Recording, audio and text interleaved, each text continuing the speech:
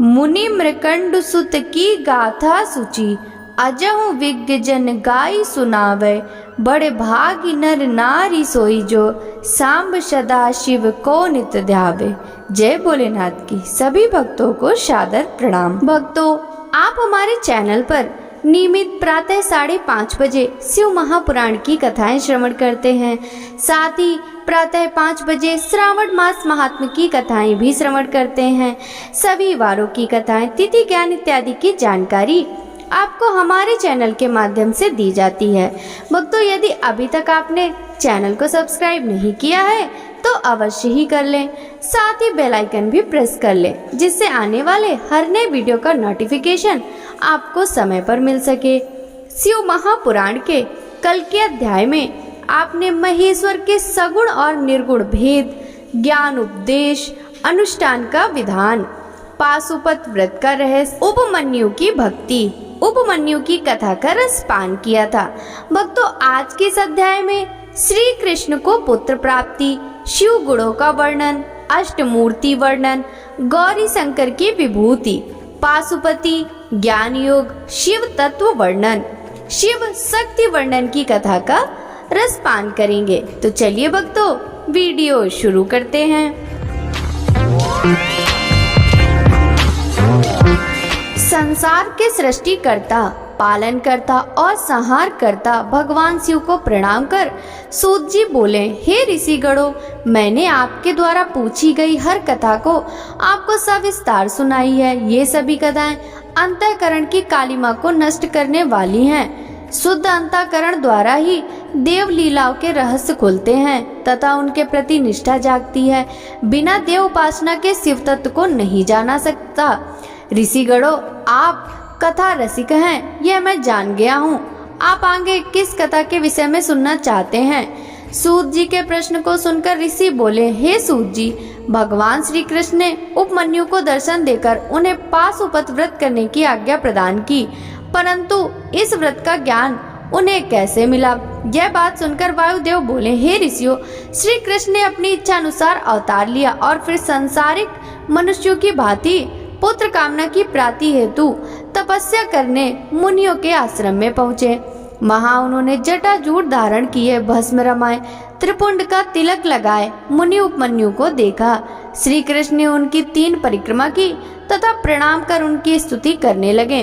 उपमन्यु जी ने श्री कृष्ण को त्रायुषम जमदग्नि मंत्र देकर 12 महीने तक पाशुपत व्रत धारण कराया और पाशुपत व्रत का ज्ञान दिया। श्री कृष्ण ने आश्रम में रहकर 1 वर्ष तक कठोर तप किया। तब प्रसन्न होकर भगवान शिव ने देवी पार्वती सहित उन्हें दर्शन दिए। शिव जी ने श्री कृष्ण की तपस्या से प्रसन्न होकर उन्हें पुत्र प्राप्ति का वरदान दिया और अंतर ध्यान हो गए।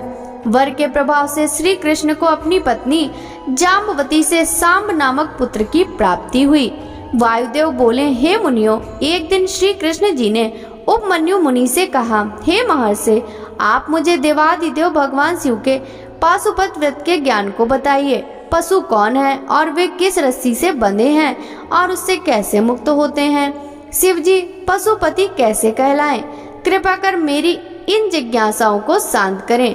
श्री कृष्ण जी के इन प्रश्नों को सुनकर उपमन्यु बोले, हे श्री कृष्ण, इस संसार में ब्रह्मा से लेकर सभी स्थावर जीव सर्वेश्वर शिव के ही पशु हैं। शिव जी ही उनके स्वामी हैं, इसलिए उनके अधिपति होने के कारण वे पशुपति कहलाते हैं। भगवान शिव द्वारा रचित सभी पशु मोह माया की दृढ़ रस्सियों से बंधे हैं। इसी रूप में संसारी व्यक्ति जब मोह ममता आदि के पास से मुक्त होने का प्रयास करता है तो वह और भी बुरी तरह उसमें बंधता और फंसता जाता है। केवल सांसारिक साधनों द्वारा पास से मुक्त नहीं हो पाता। इसके लिए भगवान शिव की कृपा आवश्यक है। अपने भक्तों की आस्था, श्रद्धा और भक्तिपूर्ण उपासना देखकर वे उन्हें माया रूपी रस्सियों से मुक्त कर देते हैं।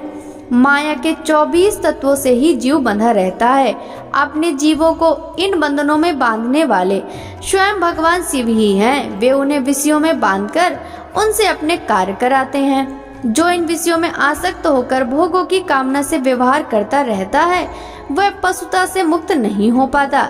जिसे संसार के भोगों में रस नहीं मिलता, वह शिव कृपा से इन पासों से मुक्त हो जाता है। महेश्वर संसार का अनुशासन चलाते हैं तो बाह्य जगत का बाहर से पालन करते हैं और हव कव्य भी ग्रहण करते हैं। जल जगत में जीवन भरता है और पृथ्वी जगत को धारण करती है। दैत्यों का संहार स्वयं भगवान शंकर करते हैं। देवेंद्र स्वर्ग का संचालन करते हैं। वरुण जल पर शासन करते हैं। ये सब कार्य त्रिलोकीनाथ भगवान शिव के बताए गए मार्ग पर चलकर संपन्न होते हैं। शिव जी का पूजन सद्गति प्रदान करता है। निष्काम भाव से की गई शिव आराधना मनोकामनाओं की पूर्ति के साथ मुक्ति का साधन भी बनती है। मुनि उपमन्यु बोले, हे श्री कृष्ण, भगवान शिव के सगुण साकार मूर्त रूप का विभिन्न ध्यानों में नाना प्रकार से वर्णन किया गया है। ये शिव के व्यष्टि रूप हैं। भगवान शिव ने स्वयं की अंगभूता आदि शक्ति से जब इस सृष्टि की रचना की, उसके बाद वे संपूर्ण ब्रह्मांड में व्याप्त हो गए। शिव ने ही सृष्टि के रूप में अपना विस्तार किया। इस तरह भी कहा जा सकता है, भगवान शिव अपनी मूर्तियों से ब्रह्मांड में व्याप्त हैं। ब्रह्मा विष्णु रुद्र महेश सदाशिव शिव जी की ही प्रतिमाएं हैं। ईशान पुरुष अघोर वामदेव और सद्दो जात इनकी 5 मूर्तियां हैं। ईशान मूर्ति क्षेत्रज्ञ है, पुरुष स्थाणु मूर्ति है, अघोर मूर्ति बुद्धि तत्व धारण किए है, देवादिदेव महादेव की वामदेव मूर्ति अहंकार की अधिष्ठात्री है, सद्दोजात मूर्ति शिव जी के हृदय में निवास करती है, ईशान मूर्ति स्रोतवाड़ी और सप्त आकाश की अधिष्ठात्री है, ईश्वरी मूर्ति हस्त स्पर्श और वायु की अधिष्ठात्री है, अघोर मूर्ति नेत्र चरण रूप अग्नि की अधिष्ठात्री है, वाम मूर्ति रस जल की अधिष्ठात्री है। भगवान शिव की 8 प्रतिमाएं हैं। जिस प्रकार माला में फूल गुथे हुए होते हैं, उसी प्रकार शिव जी की मूर्तियों में संसार ग्रथित है। सर्व भव रुद्र उग्र भीम पशुपति ईशान महादेव ये शिव जी की 8 मूर्तियां हैं। इन्होंने पृथ्वी जल तेज पवन आकाश क्षेत्रज सूर्य और चंद्र को धारण किया हुआ है। शिव जी की 7वीं मूर्ति विश्वधारिका है, वायु का भावी मूर्ति है और जल को धारण किए हुए है। तेजोदीप्त रौद्री मूर्ति जगत में अंदर और बाहर विचरती है। पवन मूर्ति जगत का संचालन करती है। आकाशमिकता मूर्ति पूरे विश्व में व्याप्त है। पशुपति मूर्ति आत्मा की अधिष्ठात्री है। ईशानी मूर्ति जगत को प्रकाश देती है। महादेव जी की मूर्ति अपनी शीतल किरणों से जगत को तृप्त करती है। 8वीं मूर्ति के कारण सारा संसार शिव रूप है। इसीलिए शिव जी का पूजन और आराधन ही भय का नाश कर मोक्ष प्रदान करने वाला एवं समस्त कामनाओं को पूरा करने वाला है। उपमन्यु बोले, हे श्री कृष्ण, अब मैं आपसे स्त्री पुरुष जो महादेव की विभूति हैं का वर्णन करता हूँ। भगवान शिव परम शक्तिमान है। देवी पार्वती उनकी शक्ति है और विश्व उनकी विभूति है। शुद्ध अशुद्ध पर अपर चेतन अचेतन सभी स्वाभाविक रूप हैं। शिव जी और देवी पार्वती के वश में यह संसार है। वे ही विश्वेश्वर हैं। भगवान शिव ही संसार के सभी जीवों को भक्ति और मुक्ति देते हैं। माता शक्ति भी शिव जी के समान महाशक्ति हैं। वे चिद रूपा शक्ति हैं जो विश्व को विभक्त करती हैं। वे ही सभी क्रियात्मक शक्तियों को क्रियान्वित करती हैं। देवी पार्वती ही क्षोभ पाकर नाद को पैदा करती हैं। नाद से बिंदु, बिंदु से सदाशिव, उससे महेश्वर और उससे युद्ध विद्या पैदा होती है।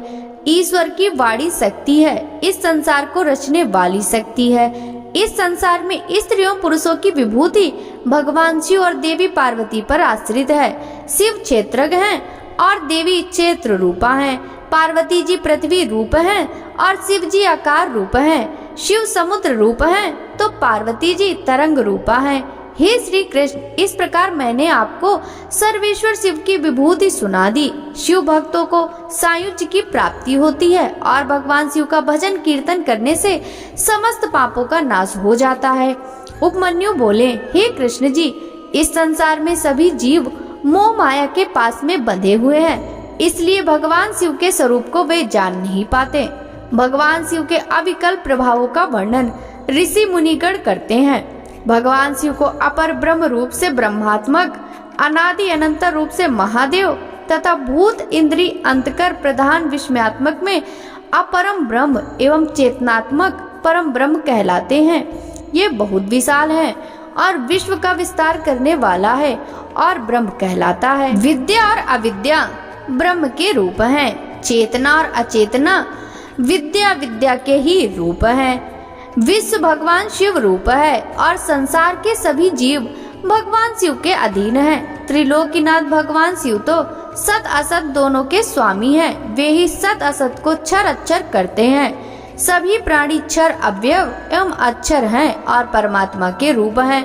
सर्वेश्वर शिव ही समष्टि और व्यष्टि रूप कहलाते हैं।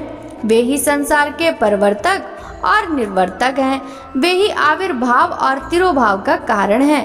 देवादिदेव महादेव ही सबके स्वामी और धाता हैं। सर्वेश्वर शिव अंतर्यामी है। जो मनुष्य अपनी बुद्धि के कारण विरोधाभासों में फंसे रहते हैं वे किसी भी बात का निश्चय नहीं कर पाते। जो मनुष्य भगवान शिव की शरण में जाते हैं उन्हें शिव तत्व का ज्ञान प्राप्त हो जाता है। उपमन्यु बोले, हे श्री कृष्ण, जिस प्रकार इंद्रजाल की माया जादूगर को भ्रमित नहीं करती बल्कि उसकी लीलाओं को देखकर वह आनंदित होता है, उसी प्रकार सृष्टि रचना का आधार रूप भगवान शिव सभी प्रकार के बंधनों से सदैव मुक्त रहते हैं। त्रिलोकीनाथ देवादि देव शिव तो सब बंधनों से दूर हैं। उन्हें कोई भी माया, प्रकृति, बुद्धि और अहंकार नहीं बांध सकता। शिव तो परम ब्रह्म परमात्मा है। वे किसी वासना, मोह तथा भोग के प्रभाव में नहीं आ सकते।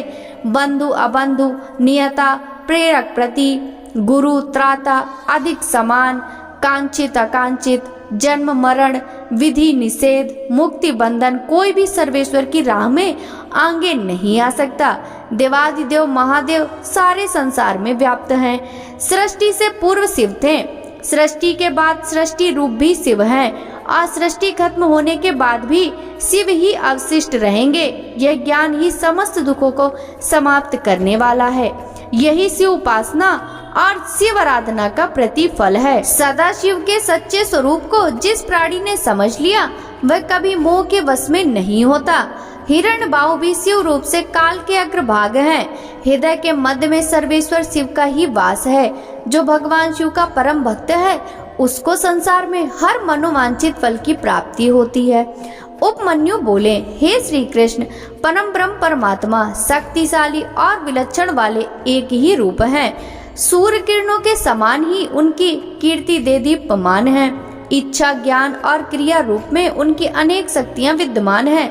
इसी शक्ति के फलस्वरूप शिव पुरुष हुए और ज्ञानदानी आनंदमयी देवी पार्वती सूक्ष्म शक्ति कहलाई। प्रज्ञा, श्रुति, स्मृति रूपी शिव विद्या है। भगवान शिव ही वैद्य हैं। भगवान शिव की शक्ति विश्व को मोहने वाली और मुक्ति प्रदान करने वाली है। अपने हृदय में शिव शक्ति के स्वरूप का ध्यान करने वालों को परम शांति प्राप्त होती है। शिव शक्ति का तादात्म्य संबंध है। मुक्ति की कामना करने वालों के लिए ज्ञान एवं कर्मों की आवश्यकता नहीं है। मुक्ति तो भगवान शिव और देवी पार्वती के प्रसन्न होते ही प्राप्त हो जाती है।